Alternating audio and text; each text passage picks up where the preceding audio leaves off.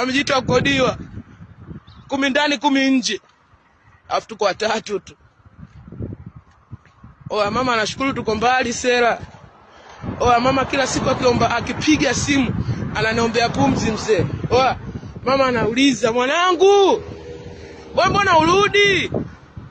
Mwanangu, mbona nasikia mtoto wa jirani karudi afu kaenda kwenye media?" Mwanangu nasikia alikuwa anateseka sana. Mwanangu, kwani wewe vipi? Mbona ukipata unatuma afu upo kimya? Unajua namwambiaje? Ambia mama, hizo sio story zetu, wameshindwa kukaza ndio maana wamerudi nyumbani mama. Mama ombi pesa mjomba, mama anaomba pumzi, afisi hatujafukuzwa kwetu. Si ndo wale. Kitaka kutujua tatogopa.